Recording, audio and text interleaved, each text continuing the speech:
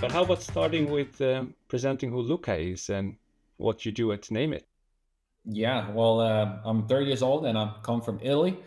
Yeah, I ended up actually in Denmark for 5 years, and the simple reason for that is that my girlfriend is Danish, and we met in Canada of all places. So it's a whole messy story, which would take me like 3 years to explain. Like, I think I should sell it to Netflix at some point. It's crazy, but ironically, I was there through an internship for my master's, working with what in Italy you would call like a consortium, like a network of kidswear fashion companies.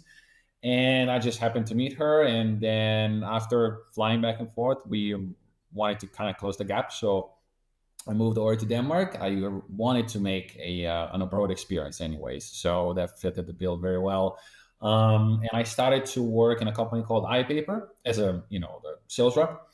Wonderful company to like get your, let's say, starting point into the industry, into the digital industry. And then I always wanted to join a large organization in Denmark like Bestseller. And then when I saw the opportunity, name it, to join as the country product and sales responsible for the Italian market, I thought that was perfect fit. So I jumped immediately at the opportunity, and I felt like entering a family, and it still very much feels like it to this day. Um, and of course, I realized quite early on that we had a very good drive when it comes to the digital part of it. And then I moved, I think after a little less than a year, I moved to the digital team. And that's where I've been for the last 3 years now. So, yeah, and now we just, keep pushing the digital agenda forward. Awesome. But you did, so your first assignment at Name It was more sales oriented. What, Absolutely. so meeting with customers as well? Um, Not necessarily meeting with customers. So essentially, what I was doing is like the link between the sales manager and the sales team in Italy.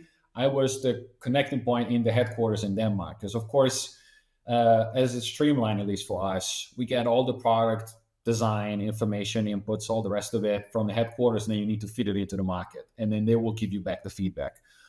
Into, okay, this is the direction we want to go. We would like to go with this T-shirt rather with this program, and so on and so forth.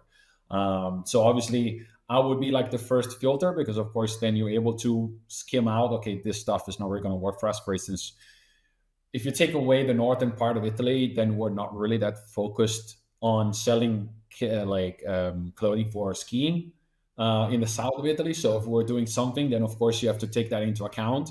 Whereas we like a lot of the unbrushed sweatpants, for instance, whereas in the Nordics they love brushed, because obviously the temperature is very different. So I was there doing this sort of pre-filtering options, and then of course handing it over to the team in Italy, and they are the experts. They know the customers well, they know the market perfectly fine.